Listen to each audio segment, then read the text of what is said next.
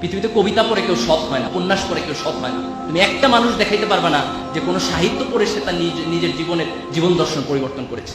কিন্তু আমি 1000 পিপল দেখাতে পারবো in the history of the world যারা ধর্মগ্রন্থের কারণে, ধর্মীয় বিশ্বাসের কারণে তার নিজের জীবনের সততা প্রমাণ করেছে। যে ব্যক্তি যে মসজিদে যায়, যে যায় না তার চেয়ে সে ভালো মানুষ। যে মন্দিরে যায়, যে যায় না তার চেয়ে সে ভালো মানুষ। যে গির্জায় যায়, যে যায় না তার চেয়ে সে ভালো মানুষ। পৃথিবীর কোনো ধর্ম মানুষকে অন্যায় শেখায় না, পৃথিবীর কোনো ধর্ম মানুষকে মিথ্যা কথা শেখায় না, পৃথিবীর কোনো ধর্ম মানুষকে নগ্নতা শেখায় না, পৃথিবীর কোনো ধর্ম মানুষকে অশ্লীলতা শেখায় না। কিন্তু তুমি তোমার ধর্মের কাছে ফিরে যাও। একটা ধর্মহীন সমাজ করে আমরা মানুষের সমাজ বানাতে পারবো না।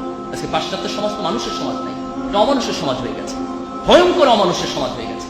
এই ধর্মহীন পাশ্চাত্য সমাজ যেন আমাদের টার্গেট না। তোমাকে একটা জিনিস মনে রাখতে হবে, তুমি পরিশ্রম করবা, তুমি তার ফলাফল পাবা। তুমি ফাঁকিবাজি করবা, তারও ফলাফল তুমি পাবা। প্রত্যেকটা ভালো কাজের একটা রিওয়ার্ড আছে, প্রত্যেকটা খারাপ কাজের একটা পানিশমেন্ট আছে।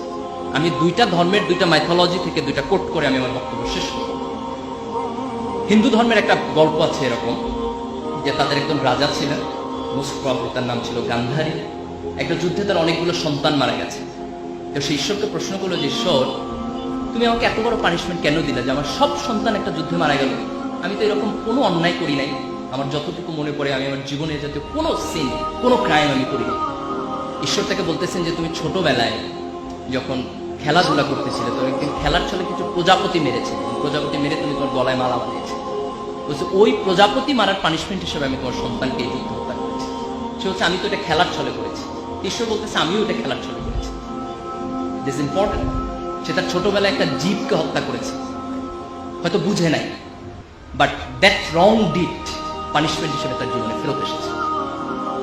বুখারী শরীফে একটা হাদিস আছে যে প্রাচীন আমলের একজন মহিলা ছিলেন, তিনি খুব খারাপ মহিলা ছিলেন। তিনি একদিন রাস্তা দিয়ে যাচ্ছেন, হঠাৎ করে তিনি দেখছেন একটা কুকুর খুব পিপাসার্থ। খুব দয়া হলো কুকুরটা দেখে, এবং তিনি একটা কুয়া থেকে পানি তুলে নিয়ে এসে সে কুকুরটাকে খাওয়ালেন। এবং আল্লাহ রাসূল সে হাদিসে কোট করছেন যে এই যে একটা তৃষ্ণার্ত জীবের প্রতি তার অন্তরে কিছুটা দয়া সৃষ্টি হয়েছে, সেটার কারণে খোদা তার পুরাতন জীবনের সকল গুনাহকে মাফ করে দিয়েছেন।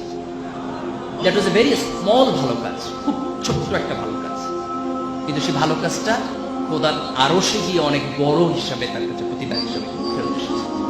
এই যে আমরা আমাদের জীবনে অনেকগুলো কাজ করি, আমরা তো অনেক ভাবি না যে এটার আউটপুট কি হবে, কিন্তু তুমি একটা ছোট্ট ভালো কাজ করো, বিলিভ মি, এই ভালো কাজের প্রতিদান তুমি তোমার জীবনে পাবা। তুমি একটা ছোট্ট খারাপ কাজ করো, এর প্রতিদান তুমি তোমার পাবা, এই জেনারেশনে না হলে নেক্সট জেনারেশনে। কোরআনের একটা ঘটনা এরকম আছে যে মুসা আলাইহিস সালাম যখন খিজির আলাইহিস সালামের সাথে যাচ্ছেন, তখন খিজির আলাইহিস সালাম অনেকগুলো কাজ করেছেন যেগুলোর এক্সপ্লানেশন তিনি বোঝেন নাই, পরে দিয়েছেন। তার মধ্যে একটা কাজ ছিল যে একটা নগরে গিয়ে ওই নগরের মানুষটা তার সাথে দুর্ব্যবহার করেছে, কিন্তু ওর কোনায় তিনি একটা প্রাচীর তুলে দিয়েছেন। তারপরে যখন মুসা আলাইহিস সালাম এক্সপ্লানেশন দিচ্ছে, তখন বলতেছে যে এই প্রাচীরের নিচে কিছুটা গুপ্তধন ছিল, এবং সেই গুপ্তধন হচ্ছে এমন দুটো নাবালক সন্তানের যার বাবা সৎ মানুষ ছিলেন।